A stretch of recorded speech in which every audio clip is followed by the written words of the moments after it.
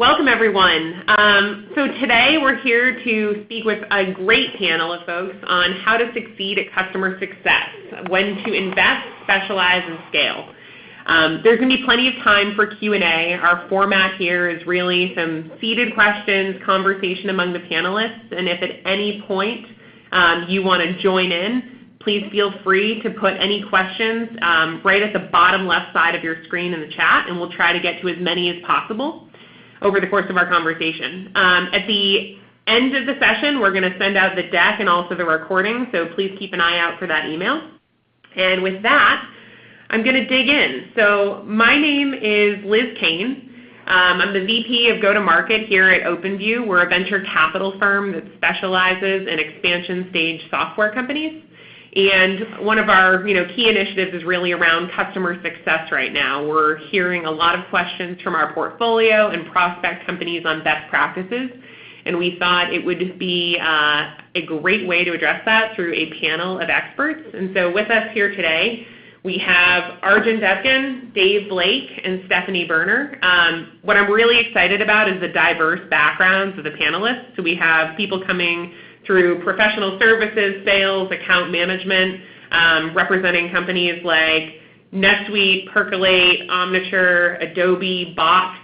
So it should be a really great discussion. And what I'd like to do is actually allow the panelists to just each introduce themselves and tell us a little bit about their current team to lay the groundwork. So if it's okay, Arjun, let's start with you. Sounds good. Thank you, Liz, for the intro. My name is Arjuns. I'm VP of Global Services and Customer Success at Percolate. We're an enterprise software company in the marketing space. I've worked exclusively for enterprise SaaS companies for the last 17 years across financials, ERP, CRM, e-commerce, analytics, and most recently marketing. If you look at my current role right now, I run the post-sales team here at Percolate, so that incorporates a professional services team, a customer success team, support, education services, and a technical services team that handles more technical integrations type work with our customers. Awesome. And I'll turn it over to you, Dave. Yeah, thanks, Liz. It's a pleasure to be here. My name's Dave Blake. I'm the founder and CEO of ClientSuccess. So we provide actually a platform for customer success teams to help manage, retain, and grow their existing customer base. Before founding ClientSuccess, I led global account management and customer success teams at companies, one that was Omniture, that was acquired after going public by Adobe, and so had a team of 120 customer success and account management leaders around the world, managing a $420 million book of business, and took my frustrations and challenges of that to build a solution that I wish I would have had, which is our company, ClientSuccess. So it's a pleasure to be here and put on my practitioner hat and share some insights from my own experience. No, that's great. And I'm sure you can share the perspective of a number of companies as well, given that you're actually in this space and working with customer success teams each and every day. Yeah, I look forward to it. Awesome. And then Stephanie, if I can turn it over to you. Great. Thank you so much. My name is Stephanie Berner, and I lead the customer success management and customer advisory teams at Box. My background is actually even different from my peers here, where I started my career in account management in various forms and made the transition to SaaS about 8 years ago, then had an opportunity to build out and lead transformation of various forms of customer success teams at two really high-growth companies, Opower and Medallia. And most recently has been at Box leading the customer success management team, where we are responsible for the care and feeding of our 70,000 plus paying customers.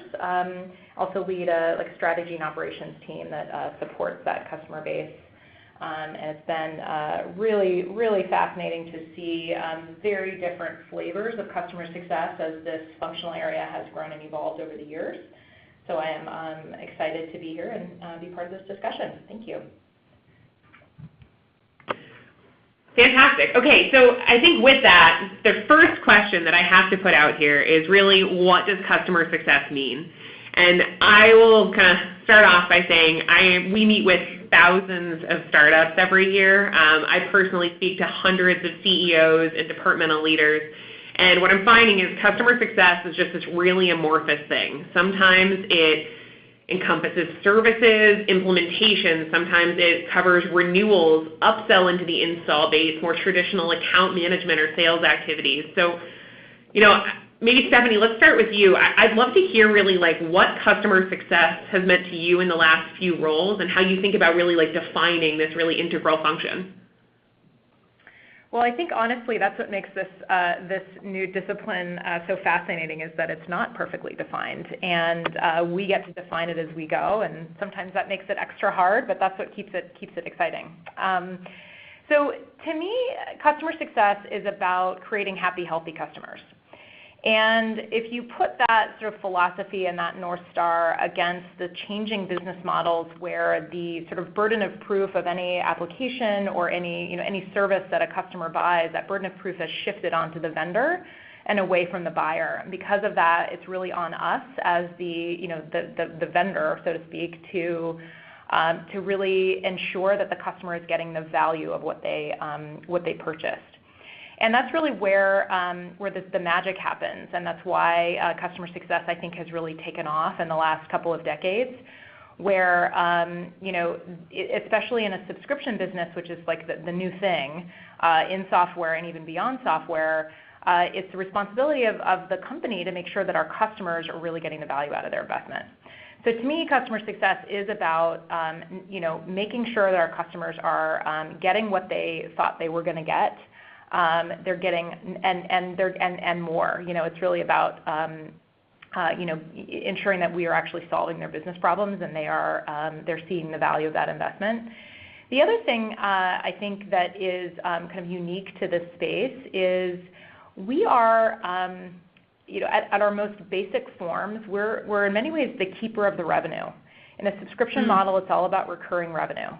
And everything that we do in customer success, we often are measured in terms of adoption or qualified leads or customer advocacy activities or resolution on ticket time, et cetera. But all of those things ladder up to a customer renewing and growing with us. And I think that's the case, I think, in any success team. And so, our North Star really has to be, we are leading to that, not only retention, but of course growth. And everything that we do, all of our activities, because so much of what our big teams do is very activities driven, it's really about that North Star outcome. Awesome. Yeah. No, that makes complete sense. I really like that idea of the North Star, of really like kind of aligning around this one goal. Arjun, I know you and I have had some conversations about this in the past, but thinking about specialization within the team, as you think about sort of how Stephanie just described that North Star, how do you think about like the different players that are involved, especially in an enterprise sale like you work on now, across those different touch points with the customer, and how you segment your own team to kind of best accomplish the tasks you need to with a customer, but also keep their overall satisfaction in mind?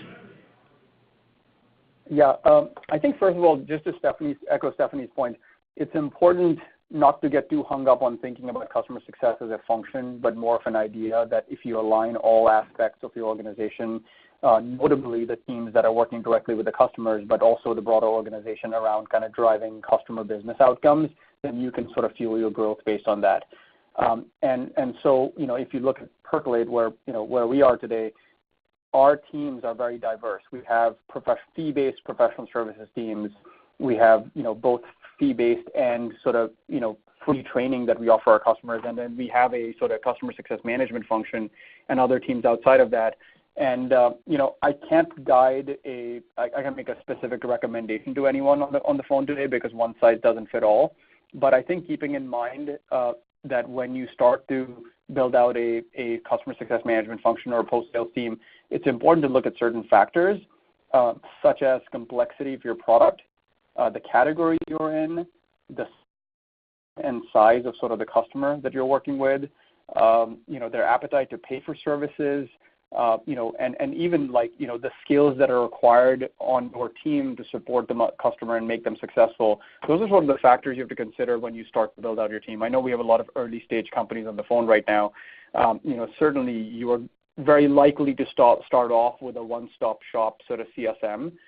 as the initial role, but I think as you start to build out your organization, it's really important to understand all of those factors and think through those factors when you start to think about specializing roles, because certainly the one-stop CSM is a popular choice early in your sort of growth cycle of the company, but it's very hard to transition away from, and generally speaking, it is something that doesn't scale over time.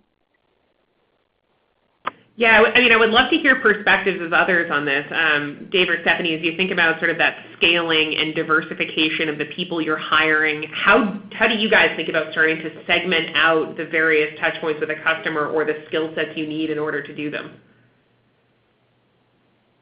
Yeah, maybe I'll jump in. This is Dave. I think, as Arjun said, it just depends on the evolution of you as a company and a team, but usually what you see is that that specialization breaks out when you need to scale. But the key considerations that you should think about when you're looking at specialization is how do you specialize and do it in a way that aligns with the customer's needs, not your organization's? Because I think a lot of people scale because of pain points internally, but what it does is it results in pain points that the customers continue to experience. And so the best way to do that is go through a journey mapping exercise, put on the lens of the customer, and maybe even engage customers, and really try to design your scaling model and your specialization to enhance the customer experience, not just improve your ability to scale and your organization. Yeah, if I could jump in, this is Stephanie. I just want to echo, I think my colleagues here totally nailed it, but I want to echo three things. One is that it totally depends on your business environment. I think one thing as I was thinking about preparing for this discussion is oftentimes, especially early companies who've never done this before, are looking for that framework. What is the one framework or rule of thumb on all of this? And the reality is that there isn't one size that fits all. It depends on your go-to-market strategy. It depends on your product. It depends on your implementation. It depends on how even your sales motion. How consultative do you need to be with your product, et cetera. And there's so many of these factors that you have to deeply kind of spend the time to understand and then develop a model around that. The second thing is that what I have seen around specialization is that you kind of have some intuition around maybe we should start to specialize because your teams start to break, your processes break, your people start to get really stressed and make mistakes. Maybe you start to see attrition, either of your people or your customers. And you start to notice maybe we need to have an offering. And the reality of that is what I've seen so many companies do is they noodle on that open question for way too long and they delay making a decision. And what's inevitable is that you're going to have to specialize at some point. That complexity will not go away. In fact, it will only get kind of bigger and meatier over time. And so when you start to see signals in your business that maybe this specialization should happen, from my perspective, the best thing you can do is just take action. And you may not get it right out of the gate, but it is super important to take that first step.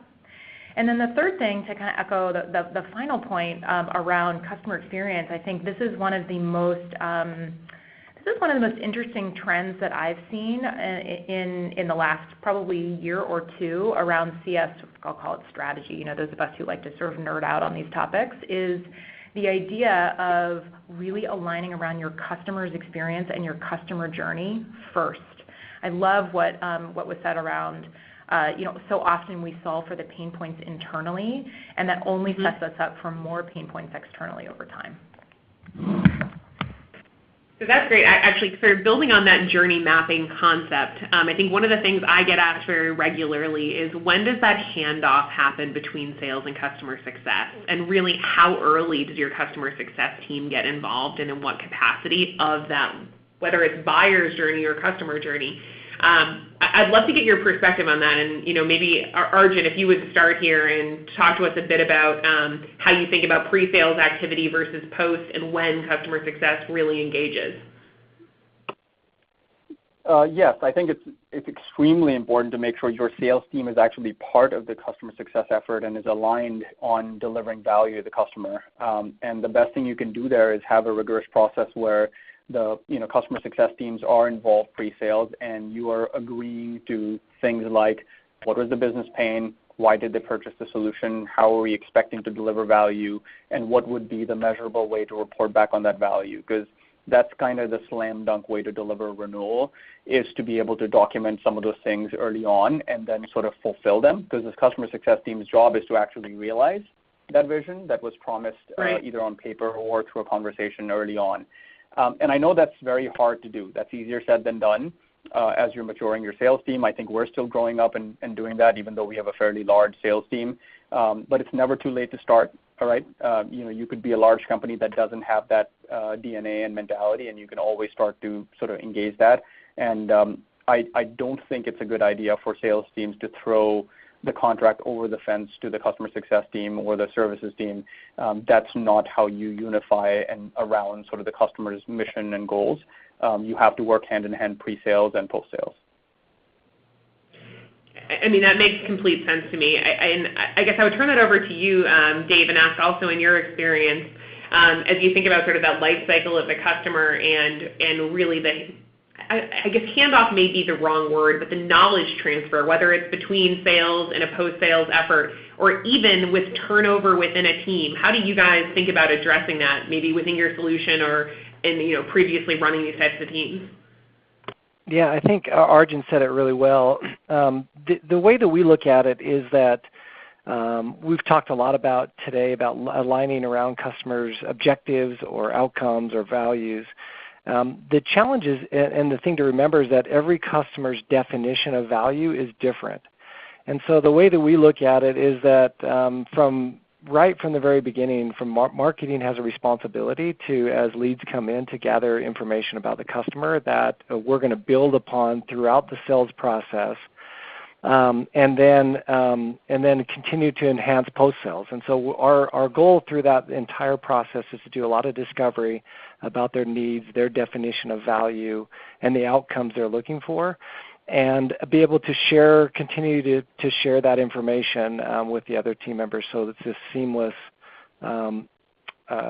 ongoing discovery and united effort to help our customers achieve those objectives. One of the things that the way we look at it is it kind of is a handoff of a baton, or even just sliding over into the passenger seat while another team member takes the driver's control for that point. But everybody is just reiterating or enhancing or restating what the customer's goals are, so that we're all united to achieve those goals. Yeah, and I'll just chime in there. I think the key there is writing it down. You can't do this whole process verbally, right? It needs to be in your CRM or your customer success management system. It could be in a document uploaded to Box, but it needs to be documented through the sales process and through the early stages of the customer onboarding and sort of validated with the customer. So that's one best practice, definitely. Yeah, so when the CSM, agreed, Arjun, so when the CSM is engaged, the CSM gives the impression we know you already. Right. We know you very well. We understand your objectives. My role now is my turn to help and engage, and I'm going to go and do X, Y, and Z to help you achieve your goals. That's the goal there, is to know them really well and make sure the entire organization knows them and helps them achieve those. And as you get into those activities, and Stephanie, you mentioned this earlier as well, so you've mapped out what you want to accomplish, you've defined the value you're going to provide to a customer. As you start to think about the actual process by which you manage customers at scale, how much of that is a defined process or defined set of activities that happens with every account versus how much leeway do you give your team to figure out what should the frequency of touch points be? How many people within the account should I really be getting to know? How do you think about the structure for that? Maybe, Stephanie, I'll point that at you first. Yeah, sure. So it's a super complicated question because the way I think about prescriptive workflows has a lot to do with who you hire and how you think about different customer segments. So at Box, we've got north of 75,000 paying customers, but only 3,000 of those actually have a CSM assigned. And we have different tiers. We haven't talked much about or at all about segmentation on today's call, but one of the really important steps you need to take in a scaling CS team is start to think about your customer segments. And so the sort of prescriptive customer journey or prescriptive outreach really becomes critically important in sort of the at-scale portion of our business, sort of I'll call it it's not the lowest value segment, but it's certainly our smallest customers. That is almost entirely prescriptive. And it wasn't that way in the beginning. We learned a lot about what those customers needed many, many years ago, and we're able to scale that out over time. And then if you take it all the way to the top of the customer base, with our highest touch enterprise customers who are spending millions of dollars with us, that's where I'm actually less prescriptive. And there's a couple of reasons for that. One reason is while we want to provide our CSMs with a toolkit that takes most of the guesswork out of their day and also helps them grow as professionals and feel like they have some control over kind of what they do with their customers, there's an element of creativity that makes this job interesting. And I think this is one thing that I've talked to a lot of my CS colleagues about over the last couple of years is that on the one hand, sometimes the CSM just wants you to say, do these 10 things with every customer and you'll be successful. But on the other hand, when you give somebody a black and white checklist, the job is just kind of rote and it's not interesting. And I think it's that level of creativity that comes through when we hire really awesome talent and you kind of put them against sort of somewhat ambiguous situations. And it's amazing what you can see out of people in the way that they choose to engage with their customers. And so I'm really a believer in finding a balance in those higher touch segments between kind of giving people a toolkit that they can be selective with, but also not being so prescriptive that it sort of sucks the creativity and the fun out of the job. But I will say, as you think about scale, early in a company's life cycle, I think it was Arjun who said, everybody's a generalist. And there's not a whole lot of systems and processes, and sometimes they kind of grow organically over time. And that's great because it's the people who know everything about the customer's journey who are going to kind of probably have the strongest perspective on what those customers need. But over time, that concept of like taking the guesswork out of the day does become more and more important because it helps you scale and it helps your teams kind of keep the right balance of where they're spending their time. So that's helpful. Yeah. No, it's very helpful. And I guess if I could build on that a little bit, I think as we're thinking about activities and the ways in which you approach an account and the creativity it takes to kind of get deep and understand one, I think the second piece of that is really like what the ratios are and what it takes to be able to either follow these really prescriptive processes on the low end or at your largest enterprise customers give someone the creativity to go dig in. I'd love to understand what you think of as a rule of thumb for managing accounts. Is it the amount of revenue someone manages or oversees? Is it the number of stakeholders? Is it based on the processes they need to follow? How do you think about how many accounts one person can really take on well? Yeah, I can make a pass of that. Okay. Go ahead. I'm sure we all have lots of thoughts on this one. Arjun, go ahead. I think the industry average is kind of based on book size, right? So it's like $2.5 to $5 million. I've been through a couple of different iterations of this. We had a lot of I would say like low dollar value customers, and we had 60, 70 accounts assigned per CSM. We've kind of migrated our business away from that, and now we have very sort of high touch ratios because our dollar values are very large six-figure deals. Even then you have to segment. But I think some of the things that I think folks should think about when they're doing this is it's whatever your ratio is, the number one reason why the ratios don't work out over the long term is CSMs end up doing things they shouldn't be doing or perhaps could have been divested from them early on. So I have a pretty strong opinion on a couple of things. One, I think one-stop shop is fine, but too many people, when they're very early in scaling their business, will combine support and customer success, which is not a good idea in my opinion. I think that is the one thing which you can easily separate out, because one is naturally an inbound function of receiving customer complaints or customer bugs or questions and resolving them. And the other is a role that requires outbound outreach and sort of, in many cases, a prescriptive approach to reaching out to customers. And you want discretion on when you need to be able to reach out to a customer. You want to be able to spend more time with the unhealthy account than someone who's chugging along just fine. So early as possible, separating out support or never actually unifying those two functions from day one is really important, because you will end up with a very sort of heavily burdened customer success management function if they're also doing glorified white glove support, right? And the related part is, if you can invest early in automating anything that can be automated, delivery of a new feature notification, a webinar invite, maybe even some sort of automated NPS follow-up for the masses, because we have hundreds, sometimes thousands of users. The CSMs couldn't possibly follow up with every single one of them. So I think those two things can really help with account ratios. But back to your original question, I think it's usually in sort of the $2.5 to $5 million ARR. I do think most companies do it by ARR and not by account numbers. And I do think people, as they scale, start to segment, because you can't just apply a one-size-fits-all as you start to get hundreds and thousands of customers. Yeah, and Dave, could you jump in there too? I'll let you. Yeah, just a few other considerations. I agree. ARR's the typical, the deciding factor. There is a number of customer component in there, in that I believe that once a CSM gets about 50 customers, it's really hard to provide any kind of personalized, proactive customer success.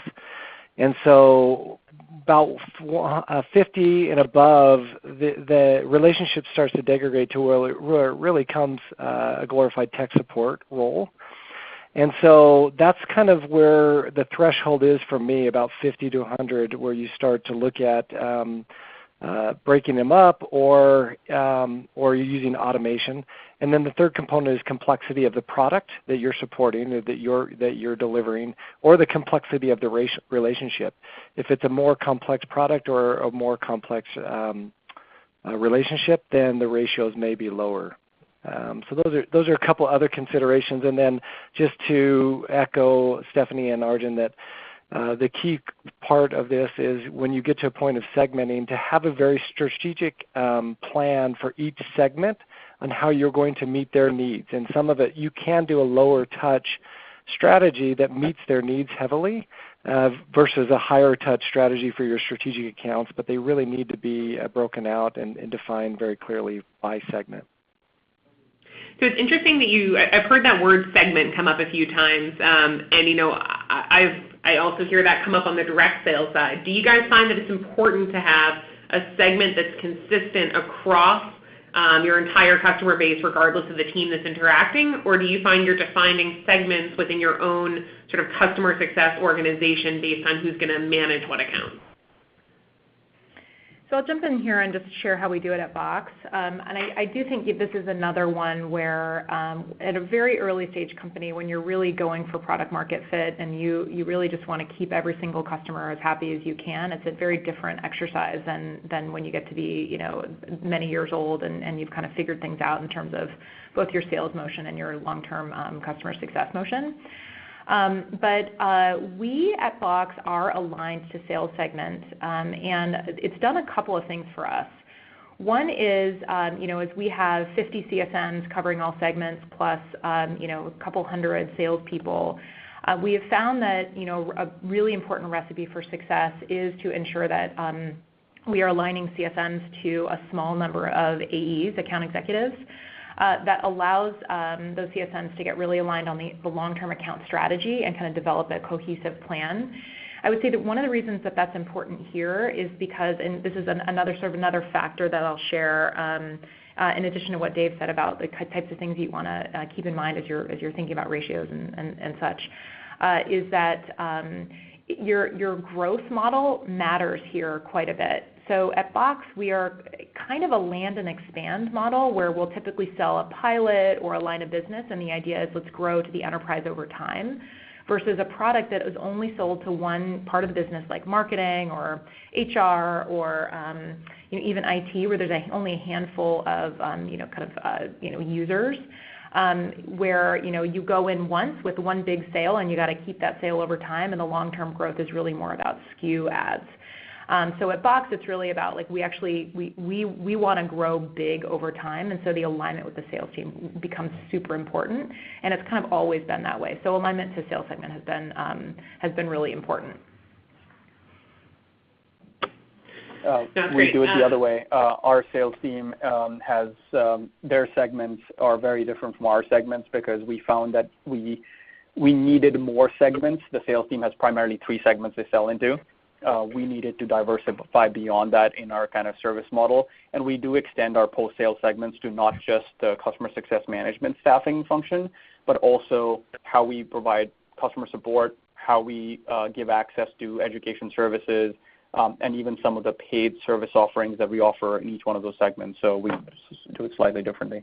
And Arjun, for you guys, when you're thinking about segments, is it primarily based on employees, revenue, like the size of the customer, or is it more focused on industry? Like what are the things that make up a segment for you, or how you think about them? It's the number of users and their sort of the complexity of the deployment, which primarily is driven by a global footprint. So are they, we're located only, we're a 250-person company in 3 locations. Our customers often are in every single continent except from Antarctica. And if there's a U.S. national company, they may need a different level of support than somebody who's actually present in Asia Pacific and in Europe and in Africa. And we need to kind of look at a different staffing model for each of those accounts. Got it. So I'm going to switch over. We've got a couple of questions coming in from the audience, and I think there's a really good natural segue here, which is compensation. So we've talked through the activities, the segments, really aligning around that customer journey. I'd love to understand, and I'm sure the audience would too, based on the questions I'm seeing, how do you comp this team, and how do you think about base versus variable and the number of goals that are laid out for the team? And happy to point this at anyone, but Dave, maybe you can take the first shot at thinking about compensation here. Yeah, I've been through all models from standard base to simple bonus to variable compensation, and I prefer the variable compensation. And my general rule of thumb is to base it on retention first and then growth. And so, for example, I may design a comp plan with a 75 to 25 base to variable mix in the comp plan. And then within that 25 variable, do the same ratio, 75% on retention and 25% on growth. That way they are rewarded and motivated to primarily take care of customers and make sure that they retain them, but also get some value in delivering value to their customers and seeing the growth that comes in the account. So that's one way that I like to look at comp plans. Hey, Dave, I actually have a question on that. So as you think about the growth piece of that, in your experience, have you found that it's both like what I would call like organic growth, like seat growth, just because the customer's company grows, as well as Skew growth, or do you look at just one or the other? Yeah, usually any kind of growth, just expansion is in general, both cross-sell and upsell. And and even if I've seen some situations, there's a big debate. We could have a whole discussion around comp plans and who owns a renewal and who owns expansion. But generally, my philosophy is I want the CSMs to take an offensive approach to how they versus a defensive approach to how they engage with customers. And if they're meeting their needs and they're really understanding their objectives and driving to their outcomes, you're going to see natural growth and expansion through in different ways. And I want them to drive towards that and be rewarded for that. There is some challenges sometimes if if the model ends up being where you have sales involved in expansion or renewals, or you have a separate team like a renewals team or an expansion team or whatever, there's a lot of different titles. There can be some challenges with the CFO may not like to double comp on those, but I believe that just from my experience again through some challenges with other comp plans, that I like to reward the CSMs for doing their part in helping to drive expansion within the account. They don't need to be sales reps, but if they're meeting the customer's needs, then you tend to naturally see the expansion to come through their efforts. Mm-hmm. Yeah, that's generally aligned with what I've seen work as well. But I'm also, one of the things that we're tossing around, I'd be curious if anybody has experience with it, is because product adoption is so critical to our long-term business, we are looking at, should we actually include like non-revenue metrics in comp plans? And it's an open question. We haven't decided yet. Yeah, I'm a big fan of utilization of off-purchase seats. The only problem is you have to have a bulletproof process where people don't oversell software and expect the CSM to go find all of the use cases and sort of consumers for those seats that have been sold, right? So it works great in a model where there's a clear understanding of how the licenses that have been sold are going to be consumed in a foreseeable time frame. So that's kind of one challenge with that. I mean, I've played around with every possible model. I think we created a new plan for 2017. We're going to redo it for 2018. I think, Stephanie, you told me this once. You said, hey, just do it, and then if it doesn't work, just change it. So that's advice I've taken to heart. I do think that it is important to have a commercial bend on the variable component of the CSM's comp, whether they own renewals or not. Because at the end of the day, yes, it's about driving value, et cetera, but none of it matters if you're not growing the relationship or at least having high retention. Our comp plan right now is base plus variable, 15 to 20% variable depending on sort of the experience of the CSM. And what we do is we base the variable on net revenue retention in their book, so they have an opportunity to influence expansions that can offset sort of unplanned contractions within their customer base. And then we have done spiffs. So spiffs are, inexpensive way to motivate a group of CSMs. We've done spiffs for case studies. We've done spiffs to generate, unplanned bookings within a quarter where the CSM comes and says, hey, look, I went digging this account and I found that they actually are very open to, getting this other team onboarded in the next few, weeks, and we'd be looking at, potentially an opportunity that closes within the quarter. And those are fairly inexpensive and high value for the company. So we've kind of combined variable and spiffs to do that. Guys, we got a great question from the audience here, really around the process of renewal, and it was mentioned obviously a couple of times, that retention number. But when you think about the actual process of renewing an account, what have you found to be most successful? Who's involved? Is it driven by customer success, by a sales person on the direct side? Who really owns and quarterbacks that process, and who else is involved? So I'll jump in here. I've seen a couple of ways that this has been done, and Box's scale is very different from the previous companies I've worked with, so it's kind of interesting juxtaposition. But typically, let me first start by saying that like everything else in customer success, it depends. It depends on how much negotiation needs to happen at time of renewal. If it's really cut and dried, it's perfectly reasonable for a CSM to take getting that renewal over the line. But if there's going to be a significant expansion or contraction of that contract, or if there's a negotiation on price or your pricing sheet has changed, et cetera, then that takes a skill set that typically comes from the sales team. And in my experience in previous companies, when the customer success function owned the renewal, we kind of quickly got over our skis, so to speak, when things got a little hairy. And unless you have an agreement lined up with the sales organization ahead of time about who's actually going to run point on the negotiation, it can get really messy, both for you and for the customer. One strategy that I did see work in that model where the CS team was still effectively owning the renewal was we did spin up a renewals desk, a deal desk, that handled both solution sales, so any professional services contracts, as well as the actual renewal transaction. And that became also super important as the company was nearing that stage where you get a lot of auditors coming in, and you get a lot of people looking at your contracts to make sure that everything's buttoned up. So it's as we neared that stage, it got really important to have people who really specialized in that. At Box, we've got a renewals desk that handles 100% of the renewal transactions, and there's this kind of interesting kind of trade that happens between the CSM, the renewals manager, and the sales rep, depending on what needs to happen at time of contract. So if there's a big upsell on the table, then the AE will take the entire transaction. If it's just a straight renewal or a small upsell or small contraction, then the renewals manager will take it.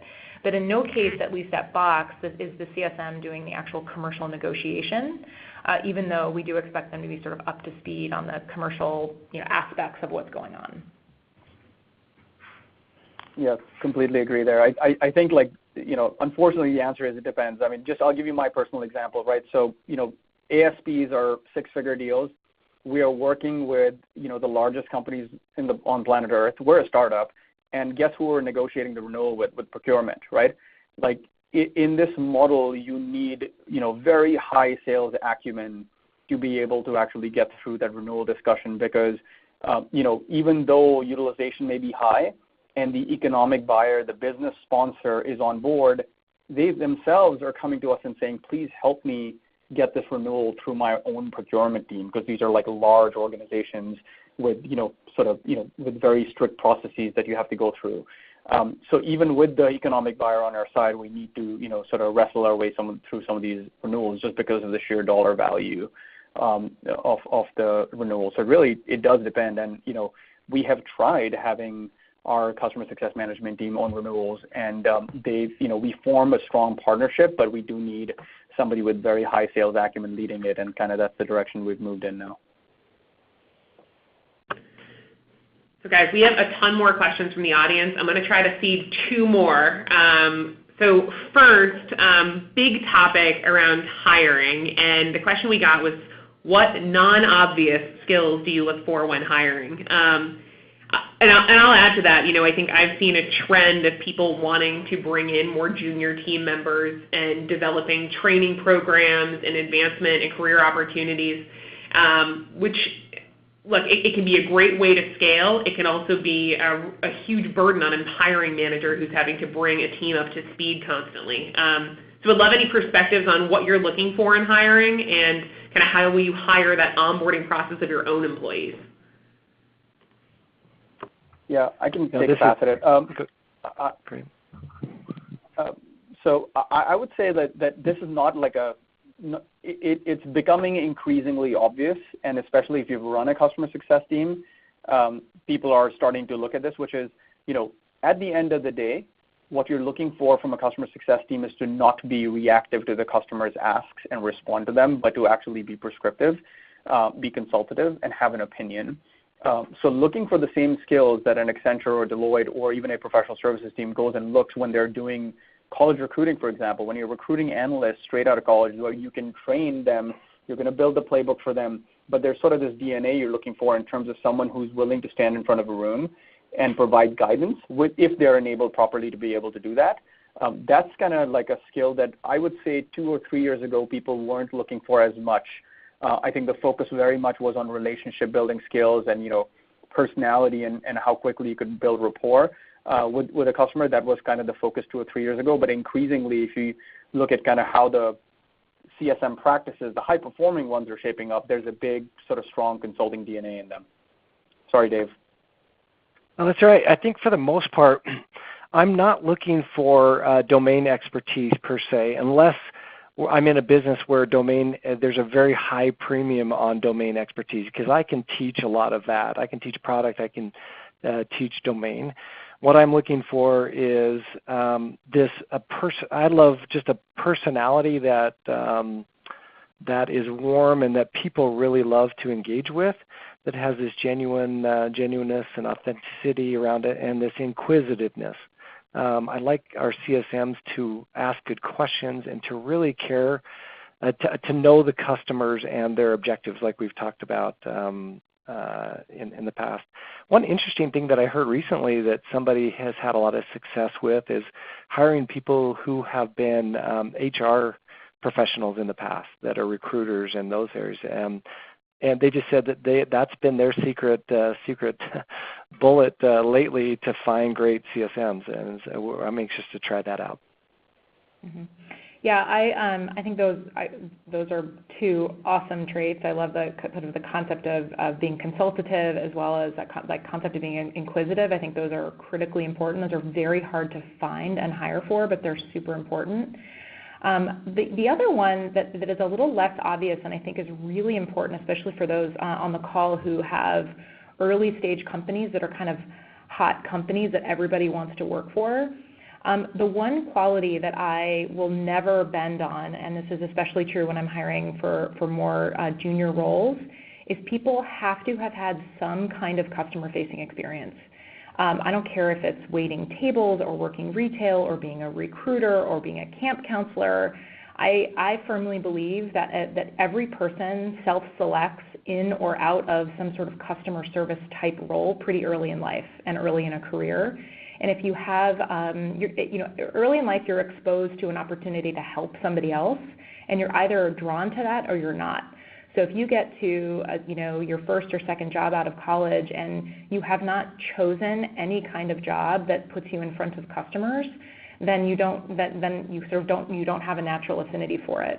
And I actually made some mistakes in hiring in early, in some previous roles, where we got people because they were inquisitive and they were consultative and they were super smart and they had the right pedigree, and we were growing super fast. But that was the one thing that a couple people did not have, and they didn't make it because they did not have that drive to help other people. And that's something that is really core to what we do in any sort of customer success or customer service role.